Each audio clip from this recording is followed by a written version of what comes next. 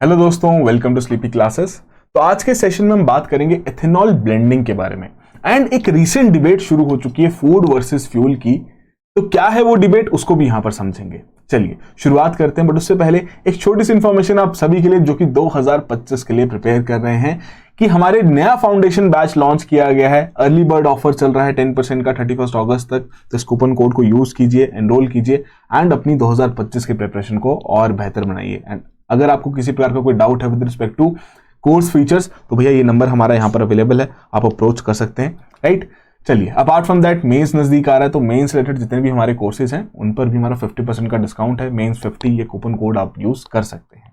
चलिए, तो आज के टॉपिक के बारे में बात करते हैं, एथेनॉल ब्लेंडिंग, कि किस तरीके से ब्लेंड करने की बात की जा रही है, किसके साथ ब्लेंड करने की बात की जा रही है। तो एथेनॉल सभी को पता है, इथाइल अल्कोहल डिफरेंट पर्पसेस के लिए यूज किया जाता है, राइट। तो यहां पर क्या कह रहे हैं कि ये जो हमारा एथेनॉल है इसकी प्रोडक्शन की जाए from the agricultural products and उसे फर्दर ब्लेंड किया जाए विद द मोटर फ्यूल, जैसे कि आपका पेट्रोल हो गया। अब यहां पर ऑब्जेक्टिव क्या है, अब सभी को पता है, जितनी भी आपकी इस प्रकार की पेट्रोल व्हीकल्स हैं, डीजल व्हीकल्स हैं, राइट, आईसी व्हीकल जिन्हें हम कहते हैं, कि जाहिर सी बात है इनकी वजह से पोल्यूशन तो होता है, एमिशंस होती हैं, राइट। तो हम कहीं ना कहीं ये गुड फॉर द एनवायरमेंट मान रहे हैं कि सिंस ये पर्टिकुलर जो आपका एथेनॉल है एग्रीकल्चर प्रोडक्ट से यहाँ पर बन रहा है, बायोफ्यूल के तरीके से इसे माना जा रहा है, तो इसकी ब्लेंडिंग की वजह से एमिशंस यहाँ पर कम होती हुई देखने को मिलेंगी। एंड इसके कंटेक्स्ट में बहुत सारे थिंक टैंक्स उन्होंने अपना डेटा भी दिया कि जितना बेहतर आपका ब्लेंडिंग होगा, जितना बेहतर आपका एथेनॉल की प्रोडक्शन होगी, उतनी ही कम एमिशंस भी आपकी होती हुई देखने को मिलेंगी, राइट। सेकेंड, और जो सबसे क्रूशियल फीचर इकोनॉमिक पर्सपेक्टिव से देखा जाए वो यहाँ पर ये भी है, नॉट दैट एनवायरमेंट वाला जो फोकस हो तो सबसे प्राइमरीली होना ही चाहिए, राइट, बट इकोनॉमिक पर्सपेक्टिव से यहां पर देखा जाए तो हमारे लिए क्रूड ऑयल, राइट, जिसे हम रिफाइन करके फिर अपना डिफरेंट पेट्रोलियम प्रोडक्ट्स में कन्वर्ट करके यूज करते हैं, तो क्रूड ऑयल का सबसे बड़ा हमारा इंपोर्ट बिल है, जिसकी वजह से हमारा करंट अकाउंट डेफिसिट भी बढ़ता है अगर हमारा इंपोर्ट बिल बढ़ जाए, राइट। तो कहीं ना कहीं अगर हम डोमेस्टिकली प्रोड्यूस्ड एथेनॉल को ब्लेंड करेंगे इस प्रकार के बाहर से लाए हुए तेल के साथ, तो जो हमारा रिलायंस है या जो हमारा एक तरीके से इंपोर्ट बिल है, हम उसे भी यहाँ पर रिड्यूस कर पाएंगे। कि मान लीजिए पहले 100 लीटर लग रहा था, अब भैया अगर 20% का टारगेट रख रहे हैं तो 20 लीटर हमारा उस प्रकार का एथेनॉल लगेगा, बाकी का हमारा फिर उस प्रकार से हम कह सकते हैं कि 80 लीटर यहाँ पर फिर इस प्रकार का क्रूड लगेगा, राइट, या पेट्रोल लगेगा। तो ऑब्जेक्टिव है कि इस प्रकार से इंपोर्ट बिल को भी कम किया जा सके ताकि हमारा करंट अकाउंट डेफिसिट भी कम हो। एंड जाहिर सी बात, अगर करंट अकाउंट डेफिसिट कम होएगा तो उसकी वजह से जो रुपये के ऊपर डेप्रिशिएटिंग इफेक्ट पड़ता है जब हम एक्सेस में अपना इंपोर्ट करते हैं, तो वो भी हम उसको रिड्यूस होता हुआ देख पाएंगे, राइट। चलिए, तो आई होप ये पर्टिकुलर चीज आपको यहां पर समझ में आ गई हो, ठीक है। एंड सिंस हम इंपोर्ट्स एक्सपोर्ट्स के बारे में यहां पर बात करें तो एक सिंपल सा आपके लिए होमवर्क है। एक आपने टर्म सुनी होगी, इंपोर्ट कवर। जरा कमेंट बॉक्स में बताओ इस टर्म का क्या मतलब है, राइट। सभी के लिए होमवर्क है, राइट। अच्छा, अपार्ट फ्रॉम दिस, अब इस तरीके से एथेनॉल की जो प्रोडक्शन है हमारे देश में हो ही रही है फॉर दिस पर्टिकुलर पर्पस कि एज अ एथेनॉल फ्यूल यहाँ पर क्रिएट करना है, बट उसके अलावा जो बाकी हमारी कंजम्पशंस हैं, राइट, जैसे कि कंज्यूमेबल लिकर हो गया, इंडस्ट्रियल यूसेस होगी, तो उसके लिए भी एथेनॉल यहाँ पर प्रोड्यूस किया जाता है। अब एथेनॉल की प्रोडक्शन किस बेसिस पे की जाती है तो हम ज्यादा डिटेल में नहीं जाएंगे, एक बेसिक साइड यहाँ पे लेंगे कि different types of ethanol production होती है। 4 जनरेशन है। फर्स्ट जनरेशन में आपके इस प्रकार के फूड प्रोडक्ट जैसे कि एडिबल बायोमास, उसे यहाँ पर यूज करता है, शुगर, व्हीट, कॉर्न। उसके अलावा आगे बढ़े तो भैया फिर सेकंड जनरेशन में नॉन एडिबल बायोमास, जैसे आपका वुड हो गया, स्ट्रॉ, ग्रास या वेस्ट जितना भी है इस प्रकार का, उसे यहाँ पर यूज करता है। थर्ड में फिर आपका एल्गी में आ जाती है। फिर फोर्थ में आपकी डिफरेंट टेक्नोलॉजीज यूज की जाती हैं। अब सबसे बड़ी मुद्दे की बात इंडिया के केस में क्या है कि हम अभी इसी सेगमेंट में हैं, और यहीं से आपको शायद एक हिंट मिल जाएगा कि सिंस ये पर्टिकुलर कमोडिटीज फूड कमोडिटीज को बिलोंग करती हैं, फूड कैटेगरी को बिलोंग करती है, तो इसकी वजह से ही यहां से फूड वर्सेस फ्यूल की डिबेट की शुरुआत हो जाती है कि जी हां, हम हेवी रिलाई करते हैं फर्स्ट जनरेशन एथेनॉल प्रोडक्शन के ऊपर, जिसकी वजह से जो हमारा फूड कमोडिटी है उसको रीडायरेक्ट किया जा रहा है towards the production of ethanol.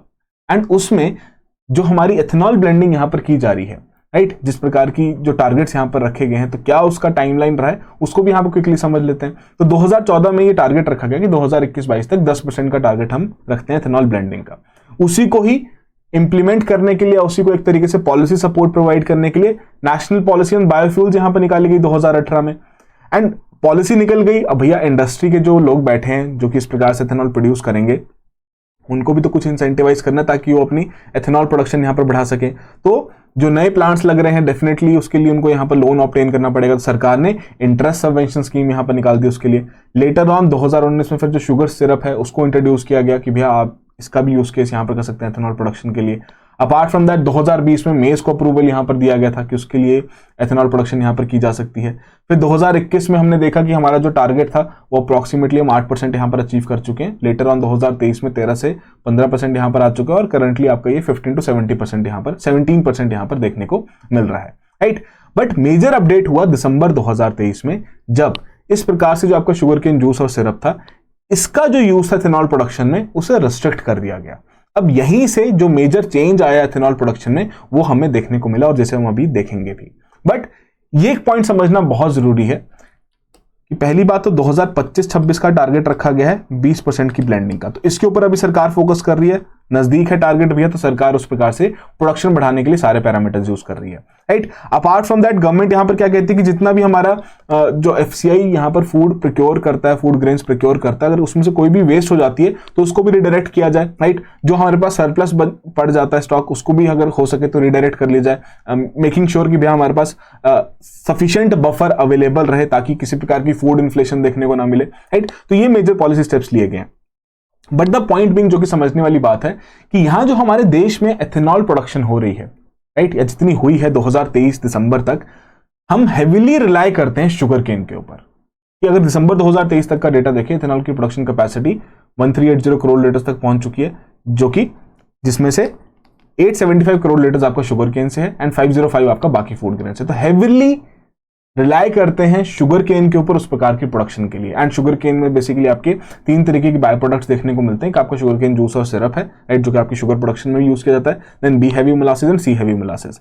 जैसे जैसे यहां से हम यहां ट्रांजिट करते जाते हैं, वैसे वैसे आपका जो शुगर कंटेंट है वो भी डिक्रीज होता जाता है, राइट। कि एक तरीके से जो आपका शुगर केन है उसको बार बार वहां पर उससे प्रोडक्ट निकालने की कोशिश की जा रही है। तो पहले आपका शुगर केन जूस और सिरप निकलेगा, फिर ऐसे बी हैवी मोलासेस निकलेगा एंड सी हैवी मोलासेस। तो मतलब बाय प्रोडक्ट यहां पर हम देख रहे हैं, राइट।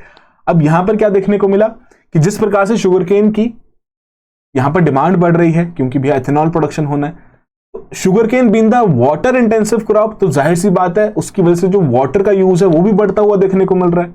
अब हमारे देश में तो ऑलरेडी समस्या चल रही है कि ग्राउंड वाटर इरिगेशन पर्पसेस के लिए बहुत समय से यूज किया जा रहा है एंड जुडिशियल यूज नहीं है। उस प्रकार की सब्सिडीज यहां पर चल रही हैं, पावर सब्सिडीज यहां पर चल रही हैं, जिसकी वजह से ग्राउंड वाटर को एक तरीके से एक्सट्रैक्ट किया जाता है एंड डेफिनेटली उस प्रकार से जुडिशियल तरीके से यूज नहीं किया जाता। मतलब वाटर यूज जो एफिशिएंसी है वो कम देखने को मिलती है, राइट।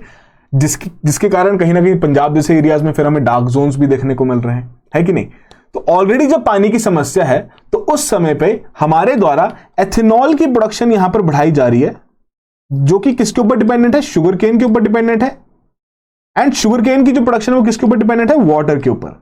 तो एक तरीके से एथेनॉल की प्रोडक्शन बढ़ाने का ऑब्जेक्टिव ये था कि भैया बायोफ्यूल क्रिएट किया जा सके, जो कि एमिशंस हमारे कम करे, एनवायरनमेंट को बेनिफिट मिले, but at the same time उसका जो कॉन्सिक्वेंस है वो किस तरीके से निकल रहा है कि एक नेचुरल रिसोर्स यहां पर कम से कम होता जा रहा है, कि पानी की जो अवेलेबिलिटी है फिर वो यहां पर इंपैक्ट कर रही है। तो यहीं से बात आती है कि भैया ये एक मेजर कंसर्न है कि यहां एक तरफ आप पर्यावरण को बचाने के लिए एथेनॉल प्रोडक्शन, एथेनॉल ब्लेंडिंग जैसे प्रोग्राम्स निकाल रहे हैं, एट द सेम टाइम आपके द्वारा उस टारगेट को पूरा करने के लिए फिर वाटर को इस तरीके से यूज भी किया जा रहा है, राइट। तो हेवीली रिलायंस है शुगर केन के ऊपर। बट सिंस दिसंबर 2023 में ये सरकार ने स्टेप लिया, ये देखते हुए कि भैया जो हमारा शुगर का स्टॉक है वो शायद थोड़ा सा कम पड़ जाएगा, तो कहीं शुगर के केस में भी इन्फ्लेशन देखने को ना मिले, तो उसी वजह से बोला कि भैया थोड़े समय के लिए शुगर का जो या शुगर केन का जो यूजेज है खासकर आपके एथेनॉल प्रोडक्शन में, उसको रिस्ट्रिक्ट कर दिया जाए। एंड ये भी ध्यान रखने वाली बात है कि अगर हम पिछले 7 से 8 सालों का डेटा निकालें तो हम एक शुगर सरप्लस नेशन है, कि हमारी जितनी प्रोडक्शन है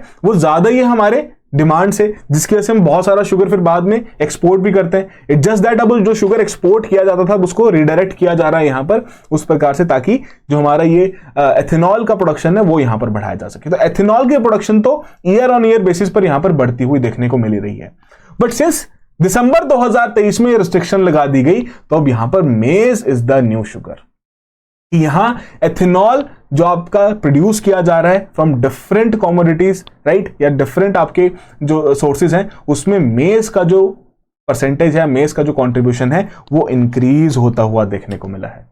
अब मेज के बारे में खास बात कि भैया ठीक है हम ग्लोबल लीडर हैं इसकी प्रोडक्शन में भी, कोई दिक्कत वाली बात नहीं है, बट फिर भी कंजम्पशन ज्यादा है हमारे देश में, पॉपुलेशन ज्यादा है, तो उस वजह से हम थोड़ा बहुत बाहर से इंपोर्ट भी करते हैं। तो वही इंपोर्ट का डेटा अगर हम यहां पर देखें तो भैया हमने क्या पाया कि 2023-24 में जो मिनिस्ट्री ऑफ कॉमर्स का डेटा यहां पर क्या कहती है कि मेज का इंपोर्ट यहां पर $39 मिलियन का हुआ है, एंड इसी साल अप्रैल टू जून में ही ये इंपोर्ट का बिल $103 मिलियन पहुंच चुका है।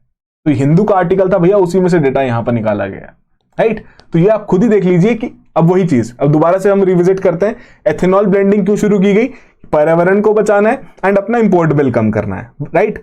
बट एथेनॉल ब्लेंडिंग को पूरा करने के लिए फिर क्या इशू आ रहा है कि भैया आप यहां पर शुगर केन जैसे प्रोडक्ट्स या शुगर केन जैसी क्रॉप्स का यहां पर यूज बढ़ा रहे हैं, उसकी प्रोडक्शन यहां पर बढ़ा रहे हैं, जिसकी वजह से वाटर के ऊपर इंपैक्ट पड़ रहा है, वाटर रिसोर्सेज के ऊपर इंपैक्ट पड़ रहा है, and at the same time production increase करने के लिए आपको बाहर से रॉ मटेरियल्स इंपोर्ट करने पड़ रहे हैं, जिसके कारण हम देख रहे हैं कि हमारा इंपोर्ट बिल भी बढ़ रहा है। तो जो टारगेट रखा गया था और जो ऑब्जेक्टिव था उस टारगेट को रखने के लिए, वो कहीं ना कहीं आपस में काउंटर कर रहे हैं एक तरीके से, राइट। तो वहीं से शुरू हो जाती है ये डिबेट कि फूड वर्सेस फ्यूल, कि यहां पर हम हेवीली रिलाई करते हैं फर्स्ट जनरेशन एथेनॉल जनरेशन पर, है ना, कि फर्स्ट जनरेशन की जो एथेनॉल प्रोडक्शन है उसी के ऊपर हेवीली रिलाई कर रहे हैं। तो यही पॉइंट रखा जा रहा है कि आप थोड़ा शिफ्ट कीजिए, R&D के ऊपर पैसा खर्च कीजिए, सेकेंड जनरेशन के ऊपर मूव कीजिए, ताकि ये जो हमारी फूड सिक्योरिटी इतनी बड़ी पॉपुलेशन की, हम उसे यहां पर कॉम्प्रोमाइज ना करें।